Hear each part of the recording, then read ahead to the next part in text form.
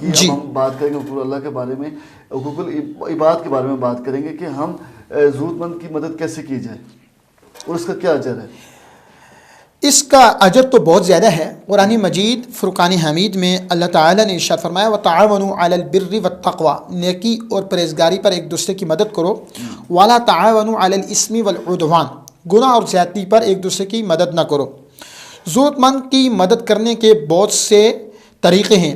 اگر اس کے پاس روزگار نہیں ہے تو اس کو اگر روزگار لگانے پر کوئی قدرت رکھتا ہے تو اس کو روزگار لگا دے، حلال رزق دلوا دے، کہیں جاب پہ اس کو لگا دے۔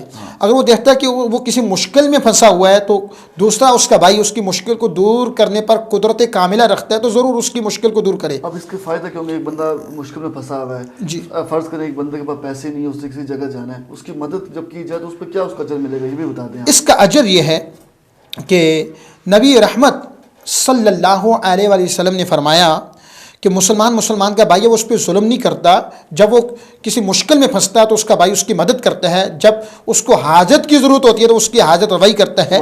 جو شخص کسی مسلمان کی حاجت روائی کرے گا تو اللہ تعالیٰ اس کی حاجت روائی فرمائے گا۔ جو مسلمان کسی مسلمان کو مشکل سے نکالے گا تو اللہ تعالیٰ اس کی قیامت کی مشکلات کو دور فرمائے گا۔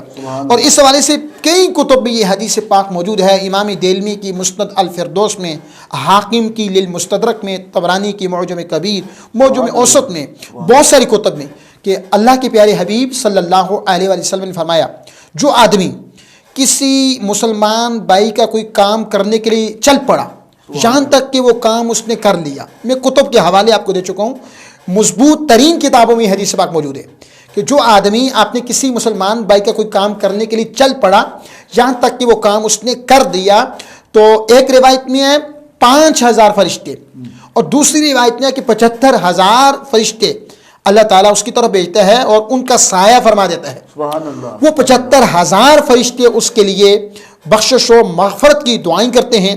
اگر اس نے اپنے مسلمان بھائی کا کام رات کے وقت کیا ہے تو صبح تک 75000 فرشتے اس کے لیے بخشش و مغفرت کی دعا مانگتے ہیں، اور اگر اس نے صبح کے وقت کیا ہے تو رات تک وہ فرشتوں کی جماعت اس کے لیے دعائیں مانگتی ہیں۔ اور حضور نے فرمایا کہ اپنے مسلمان بھائی کی مدد کے لیے، اس کا کام کرنے کے لیے، اس کی مشکل کو دور کرنے کے لیے، اس کی مصیبت کو دور کرنے کے لیے اٹھنے والے ہر قدم کے بدلے اللہ تعالیٰ اس کو نیکی عطا فرماتا ہے، ہر قدم کے بدلے اس کے گناہ کو مٹاتا ہے۔ اس سے پتہ چلا کہ کوئی شخص کسی غریب کی مدد کرتا ہے، کسی مشکل میں پھنسے ہوئے شخص کی مشکل کو دور کرتا ہے، کسی کے پاس نوکری نہیں ہے اس کو نوکری پہ، ملازمت پہ لگاتا ہے، کسی کو روزگار دینے پر وہ قدرت کاملہ رکھتا ہے تو اس کو وہ روزگار دیتا ہے، تو وہ 75000 فرشتوں سے دعائیں لے رہا ہے، وہ 75000 فرشتے اس کے لیے بخشش و مغفرت کی دعائیں کرتے ہیں۔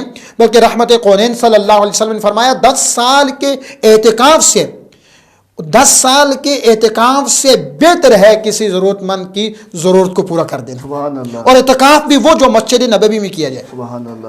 مفتی صاحب بڑے زبردست کر کے آپ نے بیان کیا۔ ناظرین کرام یہ تھا آج کا پروگرام، انشاءاللہ آپ سے ملاقات ہوگی اگلے پروگرام میں۔ اللہ نگہبان۔